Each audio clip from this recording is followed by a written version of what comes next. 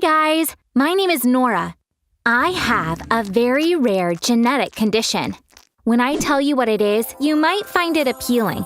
You might even wish you had it. But once you hear the whole story, you'll know that it's not something to wish for. That's because reaching my age with this condition is considered unusually successful. The formal name of my condition is congenital insensitivity to pain. It means that I don't feel pain. I don't feel any aches either. For example, if someone stands on my foot, I won't feel it. It doesn't hurt if you stick a needle in my arm. I never get headaches. It doesn't hurt if I accidentally cut myself while making food.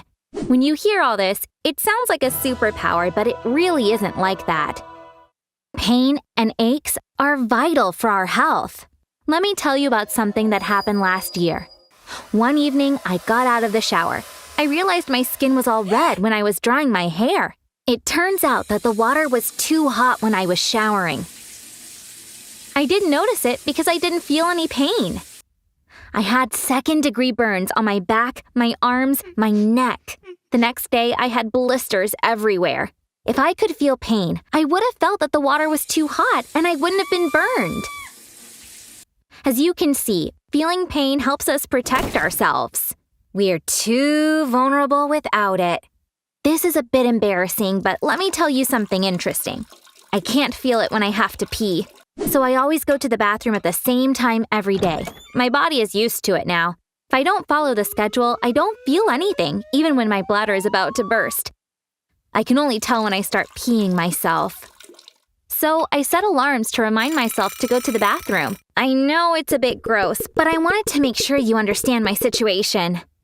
So if I don't know when I need to pee, does that mean I don't feel hunger? Luckily, that's not a problem. Hunger and feeling full is controlled by a different mechanism in the body. So I can feel it when I'm hungry or when I get full when I'm eating.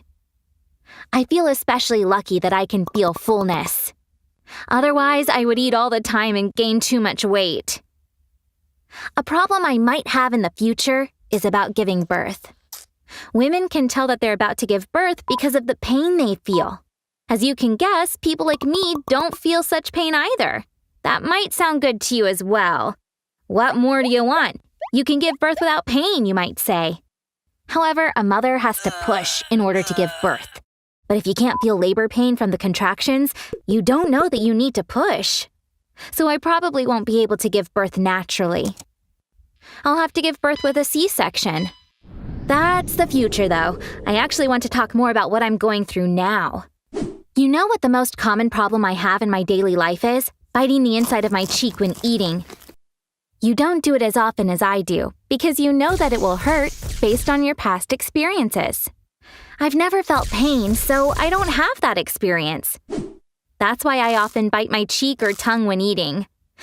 Sometimes I end up with a mouth full of blood, so I have to stop eating and wash my mouth. That's actually how I was diagnosed. When my teeth first came out, I started eating my tongue. I kept biting it, so my mouth was always filled with blood. When my mom told the doctor, he said this wasn't normal at all. They didn't know what was wrong at first because it's such a rare condition. Then they ran some tests. They figured it out when they realized that I don't feel pain. My mom always says that for her, the hardest part was when I was a baby. For example, I would be taking an afternoon nap, then my mom would see that my eyes were all purple when I woke up. Turns out I was pressing too hard when rubbing my eyes. I still have a lot of problems today, but at least my parents don't have to deal with it. So many things happened when I was in primary school. You're too young to protect yourself at that age. For example, I really wanted to skate.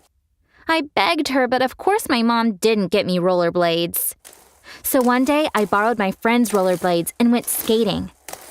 When I came home, my left arm was hanging really low. I had fallen on it when I was skating. I didn't feel any pain, so I didn't know that it was broken. So I kept on skating as if nothing had happened.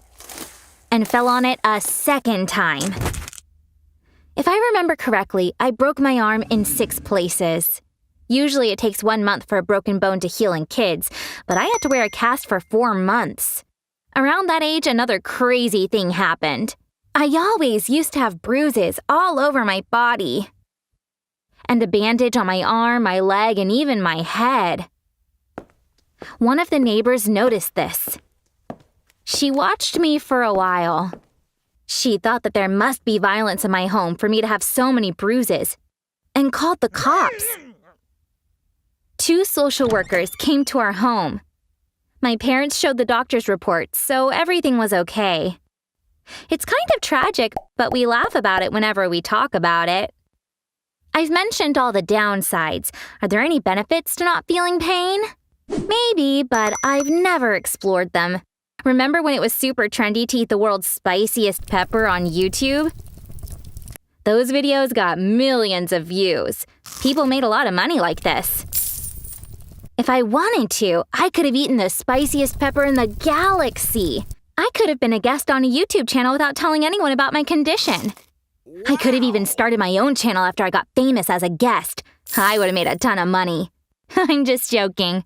Don't let this video fool you. I don't really like being in front of the camera. Anyway, I don't want to make money out of something that makes my life really hard. I read somewhere that a guy in India makes a living because of this condition.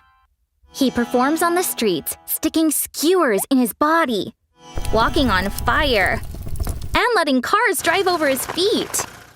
Even though he doesn't feel pain, these are all really risky. He could easily harm himself. People like me live lives of danger. Why make it more dangerous with stunts like this? Unfortunately, people with my condition have a short lifespan. I've already told you so many things, so now you're aware of it too. At any time, I could go through any one of hundreds of issues. Like a heart attack. Heart attacks have some signs. If you feel chest pain, you know that you need to go to a hospital straight away. So the doctors can intervene before you have a heart attack. I wouldn't be able to do that. I wouldn't feel any chest pain, so I would only know that I was having a heart attack once it actually began. But there is one thing about my condition that I am grateful for. I don't have to go through period pains. My mom has terrible period pains. Her pains begin days before her period and they continue for days. If I could feel pain, I'm pretty sure I'd suffer like my mom. Thankfully, I don't have to worry about that. The other thing that I really like is that I don't ever get itchy. Some people with this condition don't feel itchiness either. I'm one of those people. I've never scratched an itch to this day. No matter how many mosquitoes bite me, I don't itch. Even if the bitten area gets red or swollen, I never feel like scratching it. It's funny though because mosquitoes love me. If there are 10 people in a room, I'm the one they'll bite. If I could feel itching, then I'd be in big trouble. I guess this is how the negative parts kind of get balanced. The more I tell you about the advantages of my condition, the more I remember. Like, I don't sweat, even when it's really hot. What does that have to do with pain, you might wonder? You're right. But for some reason, people with this condition don't sweat, so I don't have to think if I smell bad. I've never spent money on deodorant in my life. My doctor has been following my condition for years now. One day he said, "The only pain you'll ever go through is heartbreak." But I haven't fallen in love yet.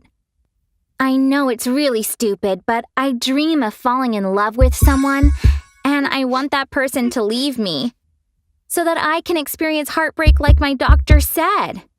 I've read about it online, and many people say that heartbreak feels like physical pain. This is the only chance I have to experience pain.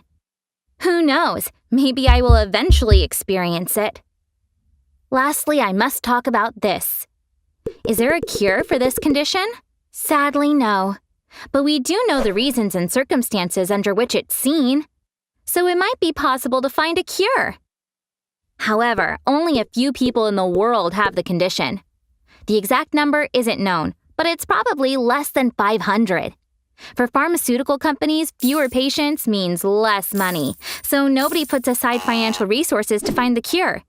You know, the cure to many conditions is found through scientific research. It takes years for that research to become medicine. Maybe they'll find something in the future, but there's nothing now. Thank you for listening to me. Now you know my entire story. Now tell me, would you like to be in my position? Please tell me in the comments what you think. If you want to watch interesting stories about people, subscribe to the channel. If you have an interesting story, email it to us. Our email address is linked in the description box. Bye! Hi everyone, my name is Alex. If you have an attic in your house, you might look at it differently after the story I'm about to tell you.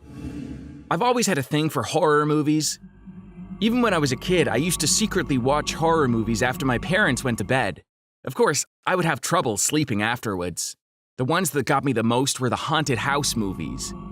I would even feel sad because we lived in an apartment. I thought, I wish we lived in a house. Then maybe we would have stuff like this happening in our house too. Years later, my wish came true, and I came to realize it wasn't something to wish for. It had only been a few weeks since we moved into our current house. We started living in a single-family home just like I'd been dreaming of, but I wasn't expecting scary things to happen, because I was old enough to know haunted house stories weren't real. Around that time, my parents won an amazing vacation in a charity raffle. They were going on a luxury cruise that would take them to 15 countries. This vacation was the big prize in the raffle. Normally, my folks could never have gone on an expensive trip like this. Still, they were hesitant at first. They only won 2 tickets. I wouldn't be able to go with them. To convince my parents to go, I told them, I'm 17 now. I'm starting college next year. You need to learn to trust me. You have to accept that I'm a grown-up now. They agreed with me. So this is how I got to stay home alone for so long for the first time in my life. By the way, our house has 3 floors. The top floor is the attic. My room is below it. It has that little hatch in the ceiling which you open to go up into the attic. I had no idea what the attic even looked like. I'd never gone up there since there was no ladder. It was the evening after my parents had left. I'd gotten up really early to say goodbye to them, so I fell asleep even before eating dinner. I woke up hungry in the middle of the night. Just as I was thinking, I need to get up and get a snack, I heard some noises coming from the ceiling, or rather from the attic. It sounded like someone was walking, but I couldn't really tell because I was still half asleep. I listened closely. Yes, someone was definitely walking. Then I heard another noise. It was as if something was being dragged across the floor. I was super scared. Next came something like the sound of a small chain jangling. I jumped out of bed and ran downstairs. Could this house be haunted? I knew it was a ridiculous thought, but it was the only thing on my mind as I was running. After I made it downstairs, I held my breath and listened again. I couldn't hear anything from there. It was too far away. I thought, should I call the police? But this was a very old house. It could be a big mouse up there, or even the sound of the floorboards expanding. If the cops came and they couldn't find anything and then my parents found out about this, they would say, we thought you were a grown-up. You heard sounds and called the police on your first night. And they wouldn't trust me again. I decided not to call the police, but because I was nervous, I couldn't get any sleep. I sat listening to what was going on upstairs. How would I spend 15 days alone in this house? I was working part-time in a store to keep myself busy during the summer break. I got off work at 4 p.m. When I came home, I decided to climb up into the attic to check out if anything weird was going on. But how was I supposed to get up there? Did we have a ladder? Yes, we did. I found a small ladder in the garage. I brought it to my room. It was tall enough for me to reach the ceiling. I opened the hatch, I climbed up, and looked inside. It was the first time I was seeing the attic. It looked like my parents had never gotten up there either. Everything was covered in dust. There were untouched spider webs everywhere. I couldn't see too far into it since it was darker in the corners. I turned on my phone's flashlight and held it there. There was no trace of a human being having been up here last night. I figured I probably wasn't fully awake and thought the sounds in my dream were real. I was so relieved after seeing the attic, it was pointless to worry now. I even watched a horror movie to prove to myself that I wasn't scared. And I went to sleep after finishing the movie. I slept like a baby all night. When I woke up in the morning, the only thing I thought of was, what am I having for breakfast? I spent the following day without any problems. My concerns about the attic had completely vanished. That is, I thought they had. I wasn't working on the weekends. I woke up pretty late that Saturday.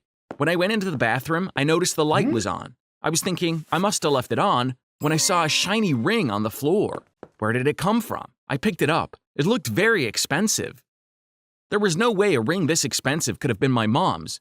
Suddenly, I felt my blood curdle. I thought it had been a guy, but what if it had been a woman in the attic that night? Did she come back while I was asleep and walked around the house this time? But the only way to the attic is through my room. It would have been impossible for someone to get in or out without waking me up. I couldn't think of a reasonable explanation at that moment. All I could say was, this doesn't make any sense.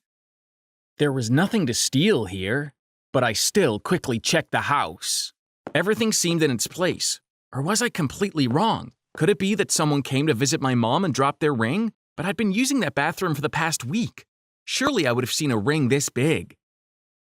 I wasn't able to figure it out yet, but there was something going on. I made a plan, but it wasn't something I could pull off on my own.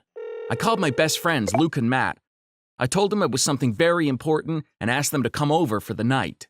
When they came, I told them all about what had happened. Matt had a relative who worked at a jewelry shop. He took a picture of the ring and sent it to her. She told him, I'd need to see it in person, but it looks like a diamond ring expensive enough to cover your and your sister's college tuition. Luke had made fun of me at first, but after hearing that, he was also convinced that something weird was going on. We waited until it got really late. Then we started executing our plan. I have a small tripod. I started a live stream from the YouTube app on my phone. I set up the phone on the tripod. I climbed up the ladder and opened the hatch. I placed the tripod with the phone attached to it on the floor of the attic. There was no lamp in the attic, but the moonlight coming in through the roof provided enough light. Next came the second phase of the plan. We went down into the basement just in case. We started watching the live stream from my laptop. More than an hour passed. We were glued to the screen, but nothing was happening. We all got tired and sleepy from staring at the nothingness. I had to find a solution. I thought we could stay awake if we played a board game. I went up to my room. Just as I was picking up the game, I heard a noise from the attic. I held my breath and listened. It wasn't as clear as it was that first night, but there was definitely some kind of movement up there. I left the game there and ran to my friends in a panic. When I got downstairs, I saw that they were both sitting with their eyes closed. They had fallen asleep. I said, "Wake up! There's someone in the attic," trying to keep my voice down. We all looked at the screen at the same time. We all saw it. A shadow was moving in the attic. It wasn't close to the hatch. It was further away. Luke said, "This doesn't look like a woman." But the attic was so dark, it was impossible to tell for sure. It was time for phase 3 of the plan. Calling 911. We couldn't look away from the screen. We weren't scared because there were 3 of us, but could this man or woman be armed? I nodded toward the front yard. "Let's call them from outside," I said. "If anything happened, it will be easier to run away." There was a police station nearby. A few minutes after we called 911, we were in the front yard staring at the screen with 2 cops. They were also sure there was someone in the attic now. They debated whether to ask for backup. One of the cops said, we could lose them while waiting for backup. They turned on their flashlights. They went into the house very carefully. We were very excited to be watching it all live via YouTube. We were expecting an operation like in the movies, but it didn't turn out that way. We'd left the ladder we used to go up into the attic there. The cops used it to climb up. On the screen, we first saw the light from the flashlight and then the head of one of the cops. The attic was now fully lit. Right in the corner, a man stood completely frozen. There was a bag in front of him. The officer yelled, "Police, sit down where you are. Put your hands above your head." The man did as he was told without saying a word. So, who was the man in the attic? And more importantly, what was he doing up there? According to the police, this man was the most brilliant thief in town. He only broke into rich people's houses and stole only jewelry. His sister had lived in our house about 10 years ago. Whenever he came to visit her, he climbed the tree next to the house to get into the attic. He made a secret compartment inside a wall. He was keeping some of the jewelry he stole in there. One day when he decided to stop being a thief, he was planning to sell his hidden jewelry stash and start a new life in another country. However, he got caught in a wealthy person's house in the middle of a burglary. He had been in jail for years. He finished serving his sentence the previous week. The first thing he did after being released from prison was visit his hiding place, which is our attic. This guy was taking some of the jewelry from the attic and selling it piece by piece. If he sold it all at the same time, the mafia would have heard about it since it was stolen. As you might have guessed, the ring I found in the bathroom was his too. That night when he came to pick up jewelry, he had to use the toilet really badly. The guy is the smartest thief in town. He spent his whole life breaking into other people's homes, so he was really comfortable entering our house from the attic and using our bathroom. He must have dropped the ring as he was pulling up his pants. I didn't want to upset my parents, so I told them everything only after they came back. Naturally, they were really shocked, but they were more upset that I had to go through this while they were away. They vowed not to leave me home alone ever again.